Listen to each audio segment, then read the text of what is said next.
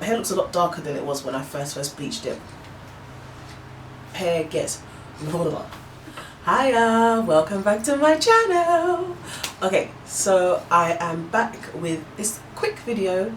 I always say quick and then it's like 20 minutes, but quick, we try to tell you about how I maintain my Microlocs, very similar to Sister Locs, since bleaching my hair coming up to 2 months ago. As most of you are gonna know, bleaching your hair is really drying, damaging all the bad stuff. So protein and moisture is really important post bleaching. Protein side of things, I take care of that on a monthly basis, which means by now I've done it twice with the particular deep conditioner that I use. I've never really been that heavy on protein because I've been a natural for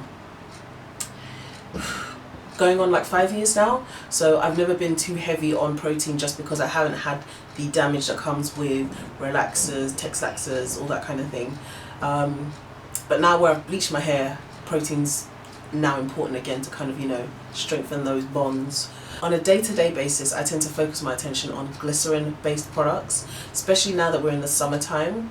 Wintertime, me and glycerin are not so cool, but summertime for now, seeing as I only bleached my hair, 2 months ago, for now, me and glycerin, we're cool. How I keep the moisture in my locks is very similar to the actual, lock method.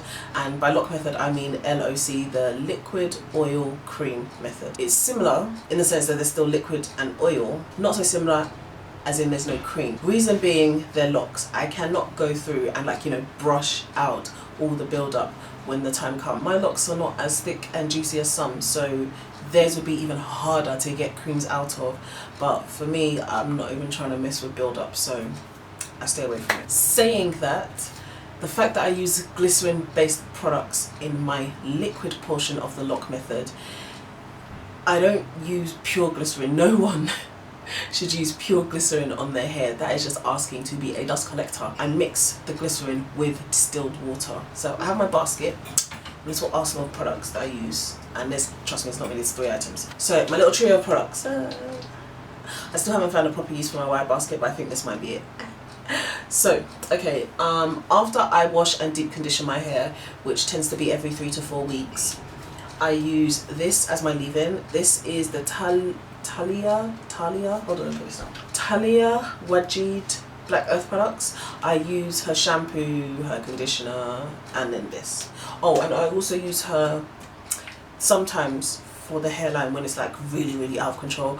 I use the, what's it called, Lock It Up gel. This is the Protective Mist Body Fire. It's like a leave-in conditioner, so it moisturizes and conditions. It also says detangles and removes braids. It doesn't detangle and remove my locks, but it makes them soft. And it is heavily glycerin based. Glycerin 99.7%, which is why I don't use this on a daily basis. I only use this after I've washed my hair. On a day-to-day basis, I use this, which is a mix of distilled water. I get my distilled water from eBay. I buy distilled water. You heard it. I've been doing this for a long time, since I was a loose natural. And I use a filter on my shower. Not now since I've moved, funny enough, but when I lived in London, the water was really hard. I use distilled water and a filter on my shower to wash my hair or moisturize my hair or anything with my hair. And you could say it was extra, but I was bra strap link before I locked my hair, so it worked for me. This is a mixture of about 2 tablespoons of glycerin, pure vegetable glycerin, and distilled water.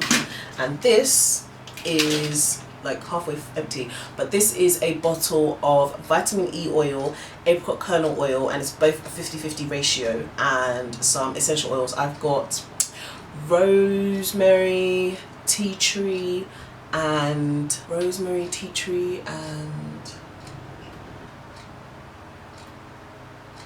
3 essential oils. And that's what I use to moisturize my hair. Now, so I'm just going to show you, which is why my hair is kind of in this like messy bun thing. So I'm going to show you what I do with my hair. Ooh, shall I do slow motion?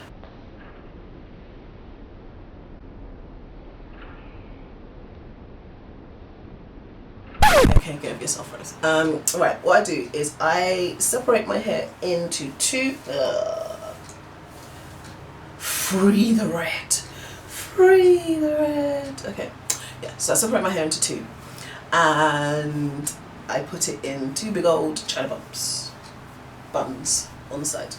Moo. Oh God. Okay, right, it's not actually necessary for me to okay, so I put my hair in two buns and I take down one side, so that's why it wasn't necessary for me to put both sides up, but you know, it was a laugh. And I dampen, do not soak, and dampen my hair with this.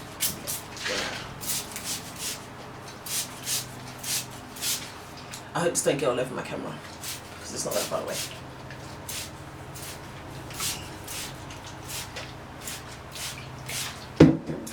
Oh, tip, do not do this at night. Do this in the morning, preferably daytime, but do it at least 6 hours before you have any intention of going to bed. Reason being, with the locks, do not go to bed with wet hair. It's a terrible idea for your hair. You are asking for mold, rot, all kinds of nastiness to be in your hair. When you go to bed with locks, and I've noticed this even now, the more my hair is maturing, yeah, my hair's nice and damp now, the more my hair is maturing, it takes longer for it to dry.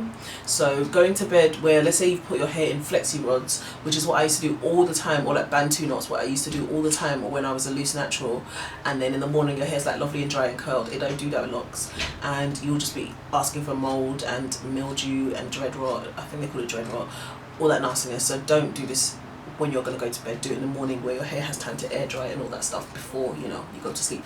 Yeah, so now your hair's nice and damp. You're going to take your oil,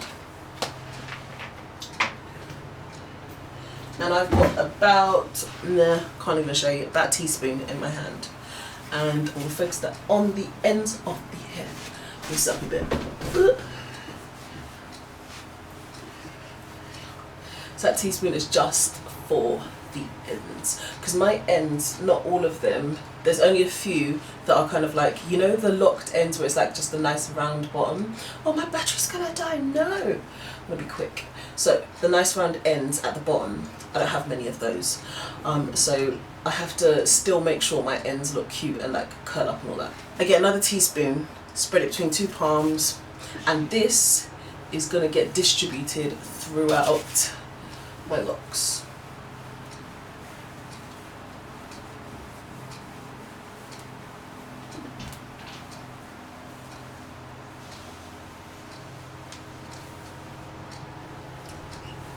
And that's it, easy peasy.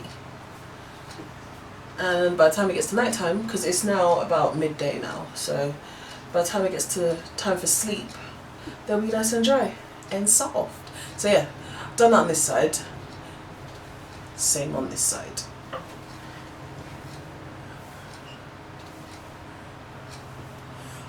And there you have it, nicely moisturised locks. Not dry and crinkly, bendable, they're not all stiff, you know. Yeah. And so now, you know, I just kind of, most days my hair's just like this. To be honest, I do my little flick, my little weave flick, even though I've worn weave since 2009. I tend to just bring all the lusciousness over to one side, and then I just walk around like this for the rest of the day in my house. And yeah, so that's it really. That's how I keep my hair, my locks, moisturised. I hope you guys found this tutorial useful. I don't know how many of you watch me actually have locks, but either way, even if it's a loose natural, this method is still great for you. Just add a cream, and I do the lock method backwards, so I do liquid cream then oil. That's how I used to do it when I was a loose natural. And anyway, if you've got any questions about lock maintenance, anything like that, bleaching, the colour, what colour I used, anything like that, then, you know, leave me a comment in the section down below, and I will see you next week. Have a great week. Bye.